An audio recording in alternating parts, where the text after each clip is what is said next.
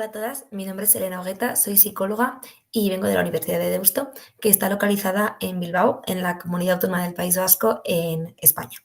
El proyecto que vengo a presentar se llama La autodefensa feminista, una herramienta para el empoderamiento individual y colectivo, y es un proyecto que se implantó en la Universidad de Deusto a fin de introducir la autodefensa feminista en la propia universidad. Los objetivos del presente proyecto eran que las alumnas aprendieran a identificar actitudes machistas en su vida cotidiana. Por otro lado, analizar el origen y la construcción de la violencia machista. Dotar a las alumnas de recursos para identificar y hacer frente a las violencias machistas y sensibilizar a la propia universidad de su papel clave tanto en la identificación como en la prevención de las violencias machistas. Para ello, contamos con la participación del alumnado de los grados de Educación Social, Trabajo Social y Psicología, concretamente de las asignaturas de Psicología y Género, Discriminación y Violencia de Género y Perspectiva de Género en la Intervención Socioeducativa. La muestra fue compuesta por 133 alumnas, 96 formaban parte del grupo experimental, completaron un cuestionario al principio del cuatrimestre y al final, y estas 96 alumnas en medio recibieron una formación tanto teórica como práctica de autodefensa feminista. Por otro lado, 37 personas formaban parte del grupo control, por lo tanto, completaron el cuestionario tanto al comienzo como al final del cuatrimestre, pero no recibieron ni una formación específica en género ni en autodefensa feminista. El cuestionario que se empleó fue construido desde la propia universidad. En él se incluye la escala AMSA, que está dedicada a conocer el nivel de aceptación de los mitos relacionados con la violencia sexual, y se incluían preguntas relacionadas con el conocimiento en autodefensa feminista, así como con las vivencias de las alumnas con la violencia sexual. Los resultados obtenidos fueron, en primer lugar, los de la escala AMSA. Como se puede observar, el grupo control, es decir, aquel que no recibió la formación, obtuvo una puntuación significativamente mayor que el grupo experimental en cuanto a la aceptación de mitos relacionados con la violencia sexual se refiere. Siendo 210 la puntuación máxima a obtener y 30 la mínima, el grupo control obtuvo una puntuación de 77,31, mientras que el grupo experimental obtuvo una puntuación de 62,72. Con esto puede observarse que recibir una formación en autodefensa feminista tiene un impacto positivo en la disminución de aceptación de los mitos relacionados con la violencia sexual. Por otro lado, se analizó el conocimiento de la autodefensa feminista relativo a los grupos.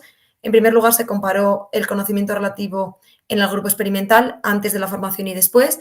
Se puede observar que las palabras destacadas por el grupo experimental antes de la formación hacen referencia a aspectos más superficiales de la autodefensa feminista, mientras que en un segundo momento, en el que destacaron palabras como sororidad, protección, empoderamiento o apoyo, hacen mención a los aspectos más políticos, grupales o incluso a la utilidad de la autodefensa feminista como herramienta para identificar las violencias machistas. La segunda comparación que se realizó fue entre el grupo experimental y el grupo control en el segundo momento del cuestionario, y en él se puede observar cómo las palabras destacadas por el grupo control son muy similares a las destacadas por el grupo experimental antes de la formación, es decir, no mencionan palabras que reflejen un conocimiento exhaustivo de la autodefensa feminista. Por lo que se puede observar también que una formación en autodefensa feminista y en género tiene un gran impacto en un aumento del conocimiento de la propia autodefensa feminista. También en relación a esto se preguntó a las 133 alumnas por su necesidad percibida de introducir la autodefensa feminista en la universidad, y como se observa, más de 6 de cada 10 se posicionaron totalmente de acuerdo con esta necesidad, y casi 9 de cada 10 se posicionaron de acuerdo en algún grado. El último de los aspectos a tener en cuenta fue las vivencias de las alumnas en la violencia sexual.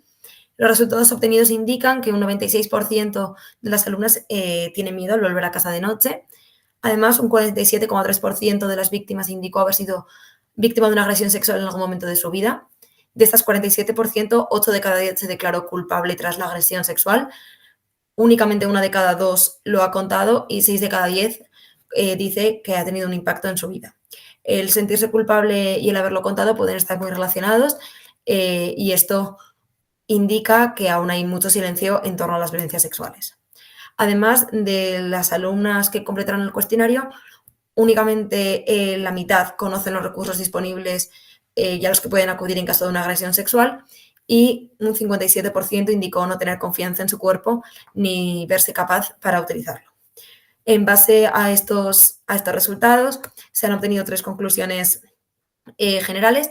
La primera de ellas, y en base a la escala AMSA, se ve que todavía hay mitos que, aunque parezca que están superados, siguen altamente aceptados tanto a nivel social como por las personas jóvenes de la sociedad actual. La segunda de las conclusiones es que la mayoría de las alumnas hacen alusión a la culpa tras la agresión y a no haber sido creídas. Entonces, estos factores influyen en que muchas mujeres no cuenten que son víctimas de una agresión sexual, por lo que los datos que se han obtenido, pese a ser muy significativos, se espera que sean más altos, ya que se espera que un mayor porcentaje de las alumnas haya sido víctima de una agresión sexual.